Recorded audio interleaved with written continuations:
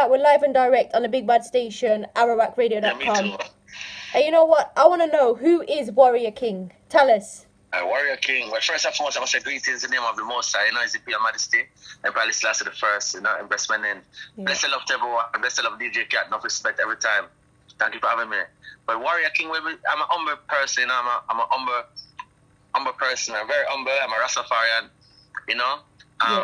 I was born in Jamaica, Kingston, Jubilee Hospital. I was born in Kingston. You know, at the age of 5 or 4.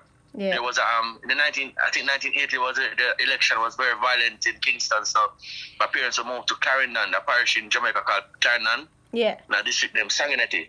So you know, I kind of have a country Kingston background and balance about the country, rural side of the country and the urban side. You know, so you know, I see myself as a messenger. You know, not just an entertainer. You know, but through the industry I'm in, people more brand as an entertainer, but I see myself more like a messenger, like, you know, somebody who delivering the message, spreading the gospel, spreading the truth, you know, and trying to keep the human community balance with the songs I sing in my own way, you know. Definitely. You know, I'm a warrior king.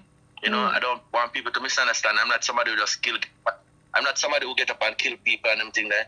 You know, my weapon is words, sound and power, and melody. So I use that and try to harmonize the world and try to speak the truth and try to send the love and try to uplift the women and try to educate the children at the same time, you know. So that's Warrior King, you know.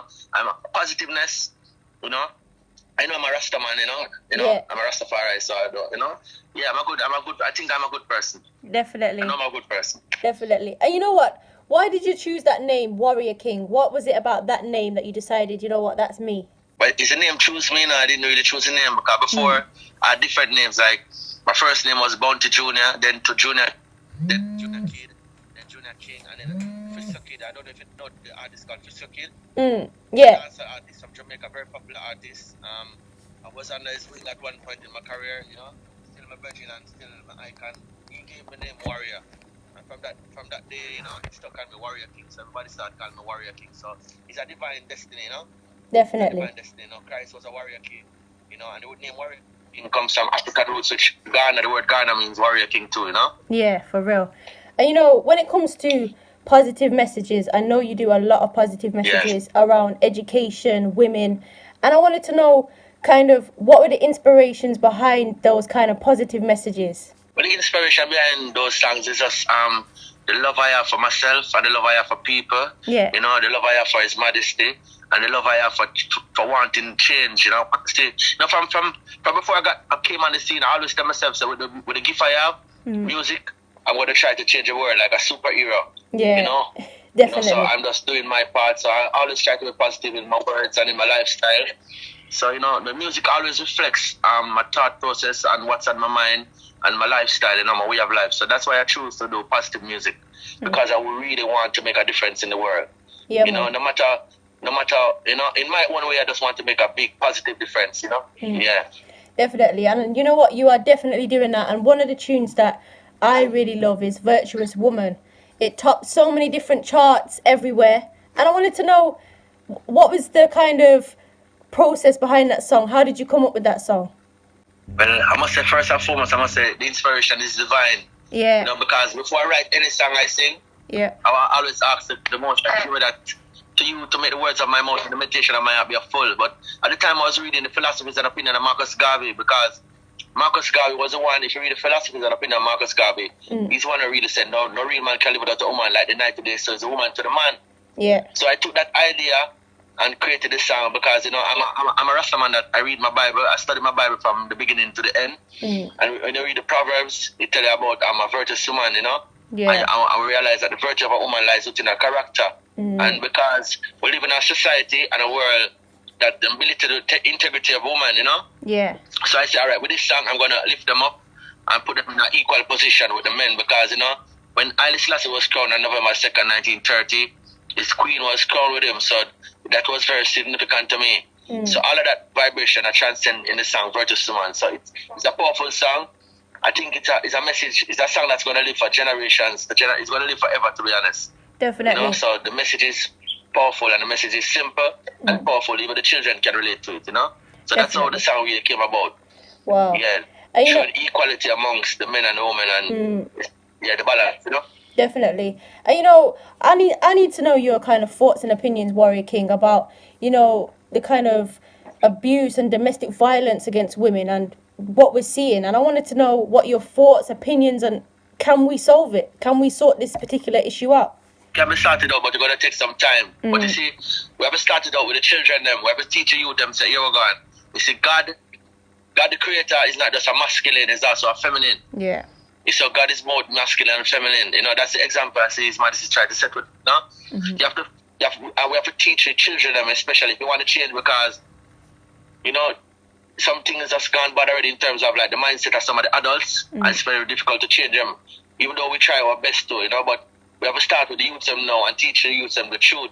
When they talk about God the Father, we have to also talk about God the Mother. Yeah. So when we have that balance, the youth will learn to respect the woman more and see the woman them as goddesses. So I think that's one of the main things we have to do. And a lot of things cause violence in home when man fight them woman or some conflict. So sometimes petty things. Yeah. Sometimes to be honest, sometimes women put themselves in certain situation, which I'm not saying it's right. Yeah. Because, for example, where I live in Jamaica, sometimes I tell you about where I live. Sometimes it's like a woman in a relationship and she doesn't genuinely love a man. Yeah. She only with the man because of maybe material gain or something of the sort, which is not right.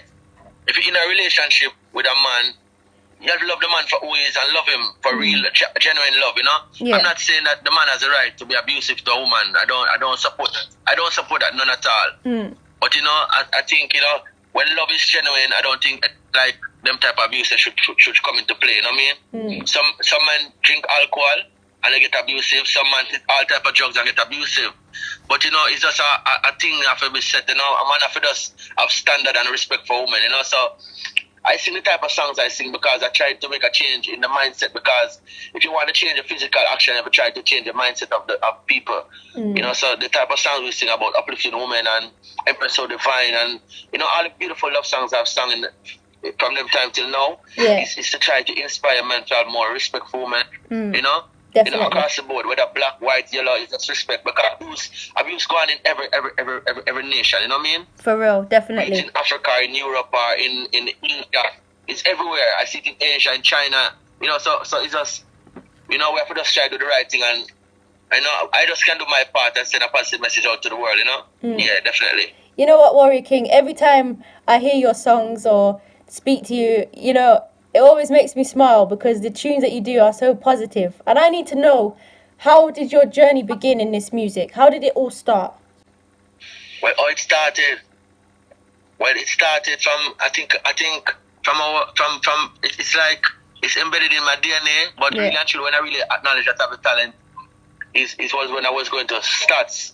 Center the Technical High School is where I really acknowledge that I have the talent to sing, because I used to sing like Bounty Killer back in the day. Yeah. So my friends say, yo, you sing like Bounty Killer, but you have a sound. You're going to try to create something for yourself. So that's how it really started, until we get called in a Rastafari. It's Imperial Majesty.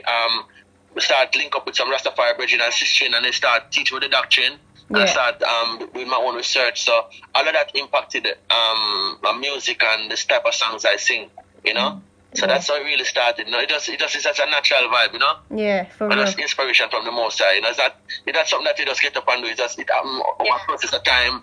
You learn your craft and I develop it. But with the words that come out of my mouth, I was always mindful, So definitely. I don't want to say anything negative. Yeah, man. So which songs bring a smile on your face? Which are the songs I sing? So I know you like Virtuous, man. Which other song bring a smile on your face? Hold the Faith, Can't Get Me Down, My Life, Never Go Nowhere, Pagans Go. There's so many tunes. There's so many tunes. Yes, yeah. Definitely. Yes, thank you, man. Anytime. All praises to the Most High. For real, for real. But what I can really say to you, what I can say honestly to you, DJ Kat, what I can say honestly to you is that sometimes even me myself, sometimes when I record a song, I write a song and record it and I see the finished product, sometimes even I myself is amazed by the words that the inspiration that comes out of me. So I realized from the beginning that the work that I'm doing is bigger than me. I'm just an instrument in the hands of the Most High, So it's like just put write it on the table of my heart, and I'm going to bring it out in a musical form and people love it, and it comforts people, it inspires people, and it heals relationships, it heals broken hearts, it brings joy to people's heart, and it makes people want to do good and want to be positive. That's the type of music I do, For real.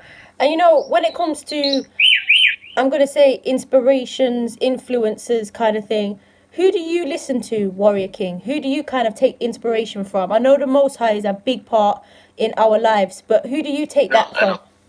Yes. Well, I listen a lot of Dennis Brown music. Yeah. I listen a lot of Bob Marley, a lot of Garnet Silk, one of my favorite singers. I listen a lot of Percy Sledge, a lot of Sam Cooke. I listen Alton Ellis. I listen a lot of Melissa Sizzler. I listen Burning Spear a lot. I listen Abyssinians. I listen Michael Jackson. I listen Michael Jackson's music. I listen Lauryn Hill a lot. Yeah. Because one of my favorite female singers. I'm inspired by so many type of music, you know what I mean? But like in a root segment, listen a lot of the foundation music. I love the Abyssinians, I love the Black Uro music, Solidarity, and them songs there, inspire me. So I realized that music was a powerful thing when I started listening to those type of music, For real, definitely. So I listen to music from different genres because I listen to Celine Dion. I listen to Celine Dion because I like her sound, I like her music, it's very beautiful. I listen like I'm gonna say Lauryn Hill, I listen to Erykah Badu, there's a variety of people that I listen to. But music like a Dennis Brown, Garnet Silk, Bob Marley, really give me a lot of inspiration when music is concerned. Yes, and each and one of those artists inspire me a lot. Yeah, man. And each one of those artists has a flavour, has a style and an energy. So, yeah, they're all big artists, definitely. So, do you remember the first song that you recorded and put out there?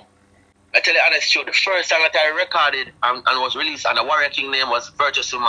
That was the first song, really. Wow. The first official song. I think we do a song for Jazzwad, but I don't know if it came out at the time. And I did a song for Morgan Heritage, even before Virtuous Woman, but the official song that was released and promoted was Virtuous Woman. That was the first record that I can tell you that was released with Warrior King internationally and locally, officially.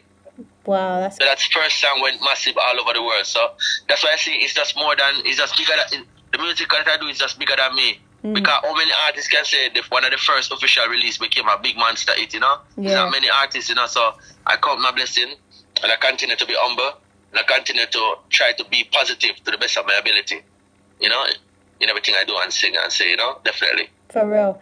And I know that you toured with Luciano, the Messenger. What was that like? And did he give you any advice? Did you give him any advice? How did it kind of work? Luciana, enough respect, is alright. Since Luciana, that's the next singer that inspired me a lot too, Yeah. The first tour that I did, I think 2002, was opening for Luciana. I think that was my first experience being on the road. I know what a tour is.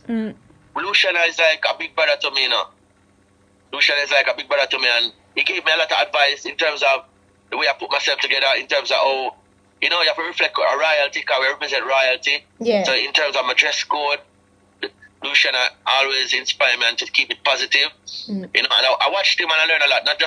He didn't just spoke words to me of advice. He's also give me advice based upon his actions and the way he performed on stage. I learned a lot from him, So as I say, he's like a big brother to me. He was before me, so I respect them as a foundation, They set the trend for me, so it's an honor, to tour them for the first time. And my first experience of touring was being around Luciana, where we go North America. We went in the States. It was a 2-week tour. We did about 14 shows we did, I think. Wow. It was wonderful. Hectic, but wonderful. I can imagine how hectic but amazing it was. And when it comes to that, I wanted to talk to you about, there's been lots of different talks now about Rastafari. Is it going in the right direction? Fusion of music, is it correct? And I wanted to know your opinions, your thoughts about it. Tell us what you think. Okay. Well, Rastafari use reggae music has been a medium for the Rastafari community to spread the gospel and the teachings of His Majesty. But I've got to be honest to you and the viewers who are watching the program. You see, because of the popularity through the foundation that was set by our forefathers like Bob Marley, Burning Spear, Abyssinians, and the list goes on, it becomes so popular and commercial that a lot of people have come into the reggae music industry. Yeah. And in the name of Rastafari, and they're not genuine to the cause. They're not really Rastafarian, but they will go the dreadlocks. Some of them will wear the turban, you know, and some of them will smoke the herb and say, "Ja Rastafari," but it's just for commercial. It's just for commercial success. It's not really an authentic vibe. Like they're authentically doing it for because they know that they have a mission and they have a work to do. Yeah. You know, so it has painted a bad picture in a sense, you know. Yeah. For the last couple of years, you know. You know, because a lot of Rastafarian people who so-called Rastafari persons who come into the music and the falsest guys, they call them wolf in a sheep clothing. They come into the industry and they do all type of thing with all type of behavior and say all type of things on the record, which that is not a true reflection of what is Imperial Modesty or the Rastafari movement is about, you know. So people have to be aware of it. So all I can always tell the massive is that you see, to be a true Rastafari, you have to follow the teachings of His Imperial Majesty. Yeah. You know, if you follow the guideline of His Majesty, you will know who are genuine and who are not. You know, by the fruits, you know them, you know? Yeah, definitely. It's not just a singing thing. You have to kind of, you have to exemplify the liberty. So when people see you on stage or off stage, you're supposed to be that light at all times, you know? I'm not saying that I am perfect, you know? You know, DJ Kat, if I tell you that I am perfect, I'll be a liar right now on the program. But what I can say, very humble person, I adhere as best as I can to the teachings of His Majesty. You know, my queen strengthen me and people around me keep me on the right path, you know? Because sometimes as a human being, we go off a little bit, but once you have the right people around you and people who are genuine and we tell you the truth no matter what, you always have to go back on the right path, you know? Yeah. And because I was grown as a disciplined child. And my mom is very strict, and my father too. So even when we come to His Majesty, even more disciplined, it make me more disciplined person. But you know, to answer the question that you asked, really, a lot of wolf in a sheep clothing in the industry now. Because a lot of people is just about the commerce and the popularity and about the money that they, because reggae music has get so big now. Yeah. And people in all over the world, because they want to be a part of it and they want a part of the success of it, they may grow the dreadlocks, they smoke herb and say they're Rastas, but they have nothing to do with Rastafari. It's not the true reflection of what Rastafari is about, you know? For real. Does it ever disappoint you, Warrior King? Because sometimes when I see these actions, it does disappoint me. But does it disappoint you? Let's be honest. You see, what disappoints me, somebody who know better should do better. But I'm tell you, me learn still. You see, many are called and few are chosen, right? We always hear that from my youth. I always hear the saying, many are called and few are chosen. Yeah. But what I can tell you today, you have to be like a seed that is planted on fertile ground. So no matter what comes and no matter what you see, it won't get you distracted. It won't get you weak. Because recently I was reading one of my brethren. He's from England, but he lives in Jamaica, right? Yeah. He's from the UK's, you know, and he's living in Jamaica. And he's saying the same thing like what you're saying. He said a lot of reggae artists that he listened to their music and it was inspired by the music, and when you meet them in person, it's a total different thing, you know? Yeah. And he has been disappointed. But may I say, listen to my brethren. See, once you take on to Rastafari faith and Rastafari tradition, once you follow the teachings of His Majesty, there's nothing that's supposed to disappoint you. All you have to do, keep on the track. You know, you can't. Remember the story in the Bible? And them tell wife, if anybody do going to turn a pillar of salt, that story is. But what I learned from that story is that, and you might lose faith, you might lose hope, you might lose courage. And when you lose all those things, anything can happen to you along the way. You can lose the doctrine and start going left when you should be going right, and you don't even know. Yeah. So I would advise you, anybody that feels disappointed about some of the things that they're seeing in the Rastafari community or within the reggae music community, that shouldn't be so. Keep focused on the one them who are doing right. Yeah. You know, and help them to shine brighter, and by doing so, you will also shine brighter. You know, that's what I can say still. Definitely. You know, don't be disappointed. I'm never discouraged. You know, I always tell myself, if I'm me alone, I will carry the burden. I will carry the burden. Yeah. Yes, no matter what. For real, definitely. And you know, when it comes to what's that? Yeah, man, of course. When it comes to your albums, how do you put them together? How do you come up with, you know, I'm going to put these rhythms, I'm going to put these songs? I know the Most High plays a big part in that. But how do you decide that you're going to put these together for the right place, for this time? How does it all work? Honestly, we just work with the vibes and the inspiration and everything. We just work with the destiny. You know, I like Virtuous Woman, the first album that I did. I can remember that first we had the singer, the song. Yeah. Virtuous Woman, a big hit. So VP Records contacted us. They wanted to build an album around the song, you know. Calibod was a producer. Odo, alright. But normally I normally have like a main producer that I work with on a project. Like all the albums that I've done, there's always a main producer. Yeah. And at the same time, work with separate producers also. And like we choose maybe 2 or 3 other producers other than the main producer. Yeah. And we you know, cause sometimes I get some rhythms from the producer, and sometimes I will have some like for Virtuous Woman, like some songs were already in my head. Okay. Like Rough Road, Love Don't Live, a couple songs where Baby Don't Worry.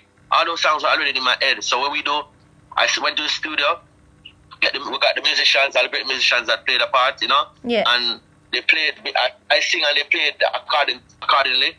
And we make songs, and when we listen to what we have, sometimes when we listen to what we have, we see what is missing. It's like you're cooking a food, like you're cooking a pot in Jamaica, like you bubble a pot, right? Yeah. When you taste the pot, it's alright. It wants some pepper, it wants more scallion. It can maybe take some pumpkin to get like a body. So that's how we do the album. We see what it needs, and based upon the direction that we're going, like Virtuous Woman, we have to build a concept around that now. So every song have to kind of relate, you know, something that can strengthen the woman, you know? Yeah. So it's like, I'm going to say, cooking a pot, you have to, when you get everything right, they will say, alright, it's perfect. Then based upon the name of the song, a reflection of what the whole body of work represents. But the graphic designer or the artist, he does his magic spell. Not just the artist alone, the manager at company. And sometimes even a friend can just say something out of the blues that inspires an idea that makes the whole thing beautiful. You know, the engineer that makes the song. So different things that make a complete project a solid body of work, you know? So that's for me, you know? Yeah, wow. And as I said, sometimes some songs are in my head, and I write, and I sing the songs and the musicians. I get the rhythm, and when I get the rhythm from the producer, I write a song. So it goes different. Yeah, man, definitely. And you know, tell me about the song African Love. I want to know how that kind of came up. What was the inspiration behind that? All right.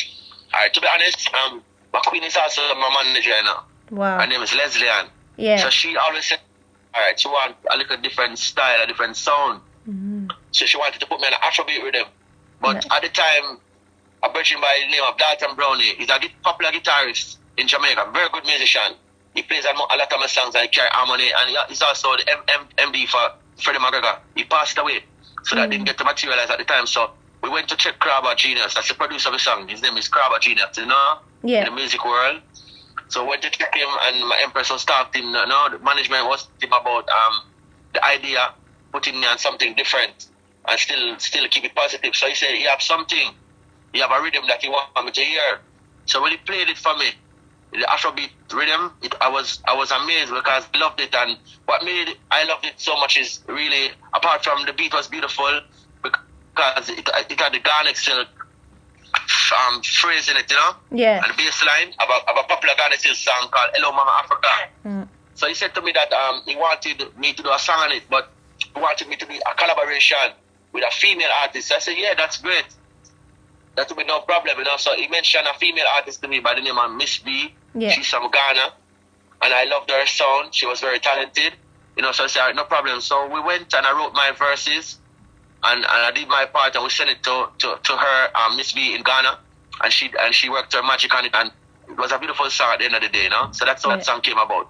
You know, that song really and truly was. You see, because the African community has been damaged because of the whole advent of slavery, you know. Yeah. You know, I must say first and foremost, I'm not a racist, I'm not prejudiced, but the truth of the matter is that the African community went through a lot of hurt, and it affected the family unit, and affected the relationship, which I think caused a lot of the abuse within the African community, because we were so traumatized that it affected relationships in our African community. Yeah.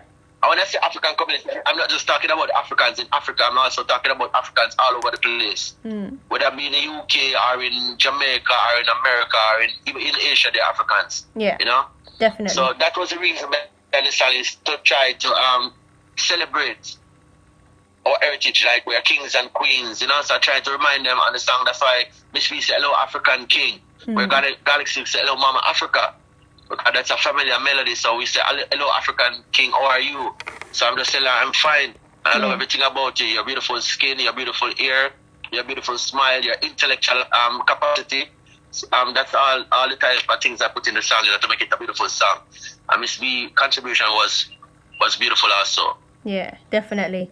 And I wanted to know your opinions around kind of, you know, colorism, racism, and that sort of the whole aspect of it, and what your thoughts are about. You know, we had the huge case of George Floyd just recently happening, but there's been so many cases, so many things happening that have been so negative or bad, and I wanted to know your opinion about it. Well, my thing about it is that, you know, it's very sad to see after so many years, after so many atrocities, after so many wrongs, that racism is still an issue that we as human beings still having a problem with up to this day. As we speak. You know, it's a big issue.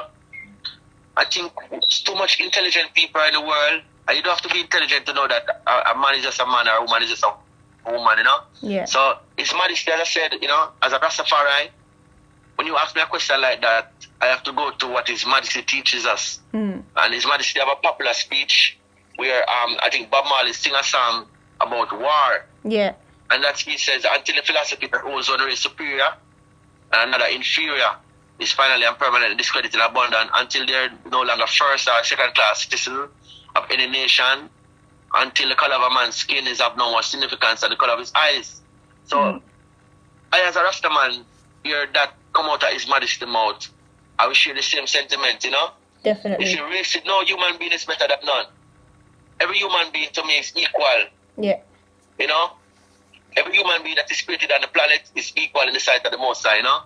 So I as his son, have to see it the same way, you know what I mean? So it's very sad, because I've experienced racism. Like, I've been to America, I've been to different parts of the world, and I've experienced racism, and it's very sad, you know, because somebody got to judge you because of your shade of your skin, or maybe texture of your ear, or them. That is stupid to me. Yeah. You know, so that's why I say I lead by example.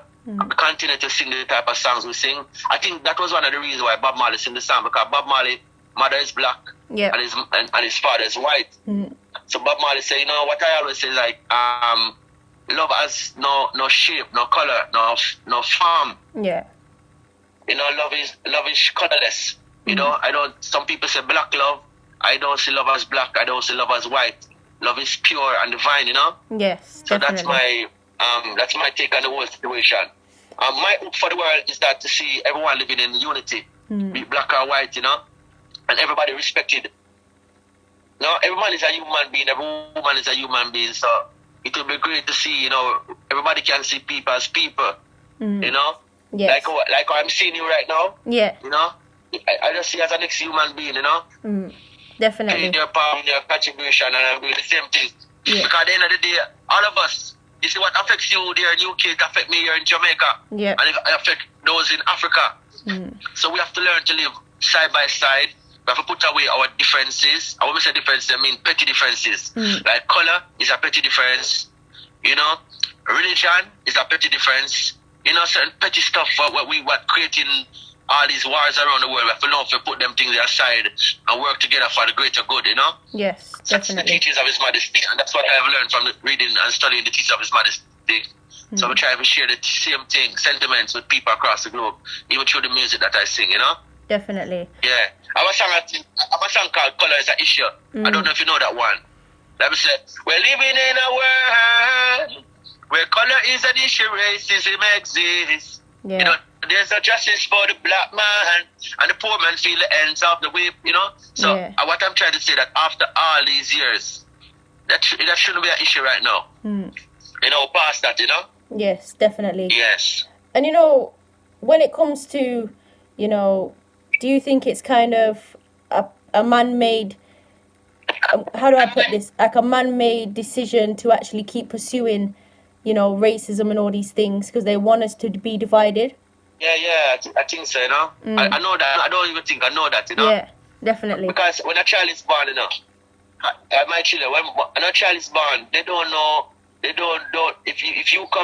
am my son, as like a baby, if you come there by him, you just see as another human being. Yeah. It's when they are taught, when a child is taught racism by maybe their parents or the society that they are grown in. So that is not, the racism is not natural. It's not a natural thing. That's like a disease. That's one of the worst diseases that's plaguing the human community in our time, Definitely. And that is perpetrated by a small set of people who want to rule, and oppress a next set of people, which is not right. No race should not oppress another, be it black or white or yellow. Every human being is created equal in the sight of the Most High, and that's what we advocate for: equal rights and justice. In the Amiga, we say death to white or black oppressors. So if you're an oppressor, if you're white and oppressing people based upon certain things, it's not right. Yeah. And if you're black and oppressing people based on the same situation, it's not right either. Definitely. So we come to speak justice because as a Rastaman represent the Most High Kingdom on earth, so we have to speak justice where justice is due, at all times. Yes, definitely. So what's next for you, Warrior King? What can we expect from you, up and coming, ready to listen to you? So a new album coming in the pipeline, Wow. Musically, a new album. I think the song African Love, that's the first single from the project that we're working on right now, Yeah. So right now we're at the promoting stage, getting out there, make people more familiar with it, so they can expect something like, because when I put out a song, I might not put out many songs at a time. Yeah. But when I put out a song, there's a body of work coming afterwards, so that's what we're working on right now, so that's what's in the pipeline. Definitely. More videos. We live in a visual age, so I'm trying to do more videos to promote the songs that I sing, Yeah, for real. And I'm looking forward to that, definitely. But how can we, how can the listeners out there go and check you out? What's your I know we're living in a social media age. How can we go and find Warrior King? Do we just type in Warrior King and you'll come up? Warrior King 9. On Instagram, Twitter, it's Warrior King 9. Okay. On Instagram and Twitter, it's Warrior King 9. It's Warrior King on Facebook. I have a new YouTube channel because we just are getting to the thing. So it's Warrior King 9 Vivo. You understand? Yeah, definitely. And once you Google Warrior King, it will pop up still. Everything about Warrior King will pop up. For real. And and everything kind of correlates. Yeah, man, definitely. I can't wait to see the new project up and coming. I know it's going to be amazing because all the other projects have been so good. And when it comes to music, and like I say, you always deliver, you always give a positive message. Could we hear a little something live from you now? Yeah, man. You want something live? Which song you want me to sing? You know what? It's gonna have to be African Love. African Queen, African Ayata. Essence of beauty, rich in culture. I will never trade you for another. Greatness runs in the DNA. Got so much love for you, my darling. When I'm with you, there's nothing missing. Love you in the air and your chocolate skin, Mama Africa sing. Hello. It's not here, but we still try to do our part, Yeah. But I wanted to ask you a question, if you don't mind. Can I ask you a question? Of course. What is it you're most disappointed in reggae music? What disappoints you the most? Because I can see it in your eyes, and I can feel it in the spirit. Yeah, well, I suppose it's the messages, and I feel like a lot of the time the true authenticity isn't there. Like, I don't hear the key messages. I don't hear this positivity. I mean, we might hear them say unity and love, but I'm not seeing it often enough. I might see it little pieces here and there, but I'm not seeing it often, and that's kind of what disappoints me. Okay. So how can we fix that? As somebody looking out, how can we fix that? Well, for me, it would be, I'm a great advocate for talking. That's why I always like talking to different artists. I feel like they should come together. I don't see why, you can't have, say, a Warrior King, a Beanie Man, Bounty Killer, all these different artists that are saying that they're advocates for Rastafari, advocates for reggae music. Why can't they just all come together and start something from that? All right, tell me how to do it, and I will do it. Tell me how to do it. I ask for your advice. What? No, honestly, I'm serious now. Yeah, DJ for real. Kat, I'm very serious. All right, tell me. Give me a good advice. How can I do it? And I will try my best to manifest it. And maybe you'll be not so disappointed next time we talk, you know? Yeah. Well, What can I do to make that possible? Well, I would hope that they would have a number or an email where you could just call them and say, let's do something. But I know for a fact that it's a lot more difficult. And that's the question that I always ask everyone. Why is it so difficult? Why can't, somebody from that side or wherever it may be, just conversate with each other? So I'd hope that you'd have their number or their manager to conversate with them. Okay. I'm going to take up the challenge, I'm going to take up the challenge and see what I can do, Wow, okay. No, I like that. I'm going to do this, I'm going to try my best. Wow, I like that. Like how we just had the collaboration, I think DJ Khaled just did it, we seen 4 people together, they come and kind of like everyone was so excited, so happy to see. It would be nice if that wasn't so like a one-off and we had loads of different collaborations, no matter what kind of tribe or whatever it may be, everyone just coming together and working as a unit. That would be amazing. Yes, sure.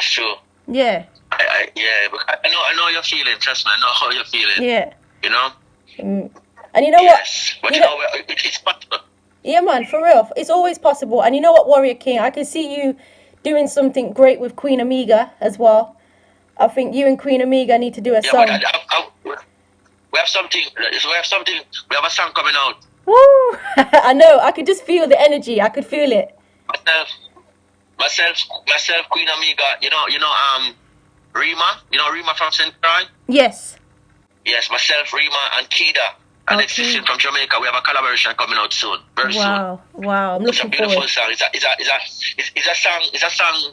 It's on the topic that you were talking earlier about the racist thing and what's going on with America with the George Floyd situation. Yeah. It was inspired by that, but through the message is so relevant and substantial. It's going to be like an all-time, like a long-term song. Going to live on forever, So you can expect that collaboration coming soon. Wow. Myself, Queen Amiga, Yes. Wow, yeah, because I could pick that energy, and I spoke to Queen Amiga, and I just feel like you two would just be really, really good together. Yeah, man, I'm a sister in that, man. Yeah, man, she's. You're a mother, mom. Are you a mom? You're a mom. No, children? No, I don't, not yet. Okay, I was going to tell you Happy Mother's Day, but Happy Mother's Day same way, and Happy Mother's Day to all the mothers who are viewing the program. Blessings. Whatever. Every day Mother's Day for us, But Happy Mother's Day to you. You're going to be a great mom. Oh, blessings. Thank you for that. I appreciate that. And Warrior King, it's been a blessing talking to you, and just hearing your views, your opinions. I can't wait to hopefully one day meet you in person. We put it out there now. African queen, African ayata, a sense of beauty rich in culture. I will never trade you for another. Greatness runs in the DNA. Bless love, this is Warrior King, represent for DJ Kat-a-lyst, the Kat-a-lyst, and ArocRadio.com. Keeping tuned down of the dial. Rastafari, blessed love.